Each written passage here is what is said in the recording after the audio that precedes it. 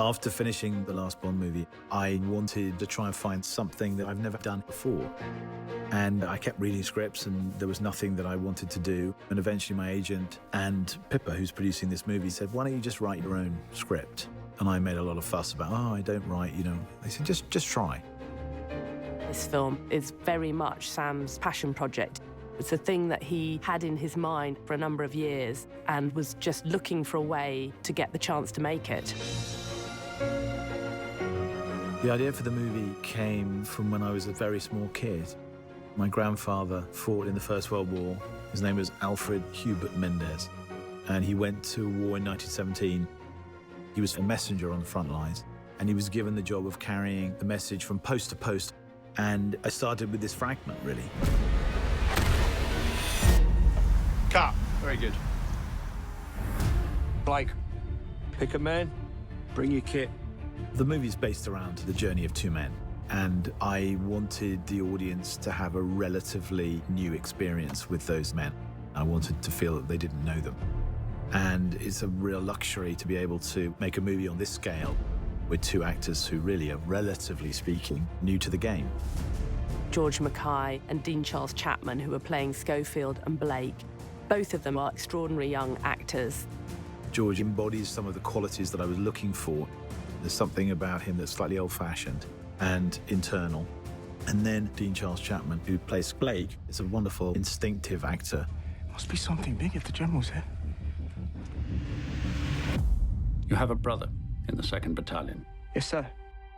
They're walking into a trap. Your orders are to deliver a message, calling off tomorrow morning's attack.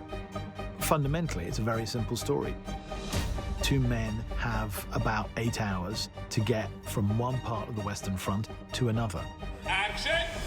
You've got to cross into enemy territory on a race against time to deliver a message that will save 1,600 lives. Let's talk about this for a minute. Why? If we're not clever about this, no one will get to your brother. I will. Blake is the heart of the film. It's Blake's love for his brother which accelerates the story and gets them moving. Come on! In many ways, the movie's about that friendship and what happens to it. They help each other, but in ways they don't really fully comprehend. If you don't get there in time, it will be a massacre. Good luck. From the very beginning, I felt this movie should be told in real time. Every step of the journey, breathing every breath with these men, felt integral. And there is no better way to tell this story than with one continuous shot. From the first moment I talked to Sam about the idea of it as a one-shot movie, I knew it was going to be really immersive. Stay low. It's meant to make you feel that you are in the trenches with those two young men. And the camera never, ever comes away from the two characters. Sometimes you have a camera being carried by an operator, hooked onto a wire, and the wire carries it across more land, and it's unhooked again. That operator runs with it, then steps onto a small Jeep, which carries him another 400 yards, and he steps off it again and goes round a corner. There's always that sort of get-out-of-jail card that you have with the movie. Well, you know, we might be able to cut around this, or we might take that scene out. That's not possible on this film.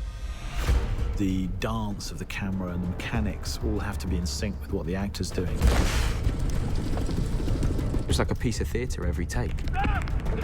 Once it starts, it can't stop. If something goes wrong, you just have to keep going. And there were so many scenes that I just completely got lost in.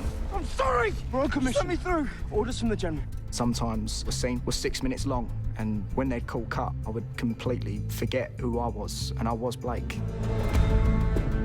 If you told it in a conventional way, I don't think you would have felt the energy. You're always moving forward. You never go back. And the planning was absolutely key.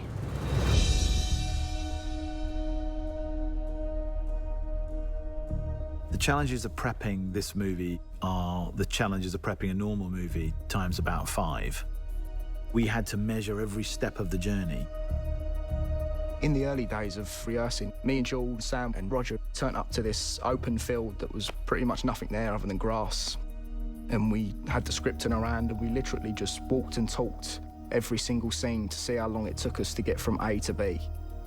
The scene has to be the exact length of the land, and the land cannot be longer than the scene, and the scene cannot be longer than the land. And so you have to rehearse every line of dialogue on location. And that's where it overlaps with doing theatre, because the world has to be crafted around the rhythm of the script. We had a lot of group conversations about the sets, whether it was over models or illustrations that Dennis had done.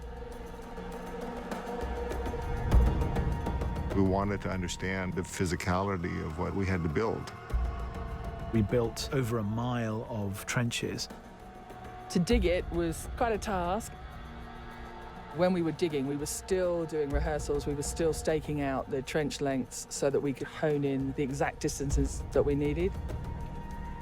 You almost have to change the way you think about how we view movies as a viewer and how we make movies as a filmmaker. The art department, more than anyone, has been really affected just figuring out the scale of how large these sets need to be. It's a highly choreographed piece, so every inch has to be accounted for. It was an amazing amount of work.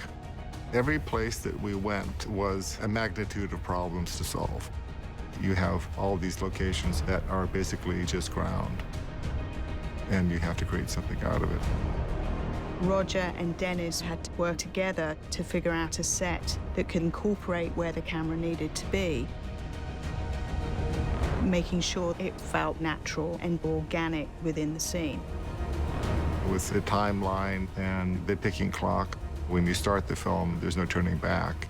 And the myriads of problems that come up, everything will hit you, and everything did hit us in order to create the spaces that we did. Let's go back to one. This film does not take place in a series of interiors. This is endless exteriors. No location ever repeats, so you're constantly moving through landscapes. Being such an exterior movie, we're very dependent on the light and the weather. And we kind of realized, well, for a start, you can't really light it. Action. Because, you know, if you were running down a trench and turning around 360 degrees, there's nowhere to put a light anywhere. And because we were shooting in story order, we have to shoot in cloud to get the continuity from scene to scene. So some mornings the sun would be out and we couldn't shoot. So we would rehearse. And we're rehearsing. And then we'd be waiting around, everyone with their eyes up in the sky, trying to see how long it'd take for the sun to move behind the cloud.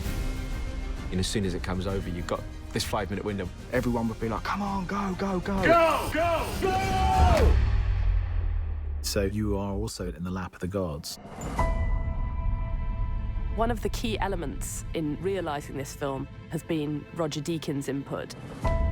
From the very early days, Roger was right by Sam's side, working out exactly what it was that Sam was looking for. Anytime I shoot a film, I want to put the audience in this world. Whether it's a fantasy world or a real world like 1917. There's a scene where they had all these flares going up over the top of the town, and those flares were lighting the whole scene. So we needed to figure out how much time the flares needed to be in the air to get the look we were after. They had this model where they were testing which way the shadows moved. What was key was the way the light fell through the windows to create the shadow and the layers of light. It almost feels like the ground beneath his feet is moving because the light is moving. There's something nightmarish about it and strange. What Roger Deakins has done with this film is amazing. Some of the camera work just blew my mind. Roger is always so inventive. It was like no other form of filmmaking that I've ever experienced before. You have to construct a journey for the camera that's every bit as interesting as the journey of the actor. What I wanted was one ribbon, like a snake, moving forward, in which the information that you needed happened to fall in front of where the camera was pointing. The fact that we're moving always forward, it does have a compound effect, a gradual growing menace. And that constant sense of threat of what isn't seen, of what might be around the corner, is baked into the DNA of this movie. There is only one way this war ends. Last man standing. It's really important that we don't forget the people who fought in the First World War. There's a duty to remember them and remember what they did. The things that these soldiers go through are horrendous. It's intimate in a way that I don't think any other war movie I've seen is. Until you actually see it on a screen, you don't really realize how immersive it is and how that technique kind of draws you into it. For me, engagement is very important, and that is behind the way in which we've decided to shoot this film. At the end of the day, you just hope you made something special that people feel personally about. When you achieve that, it's really beautiful and exhilarating.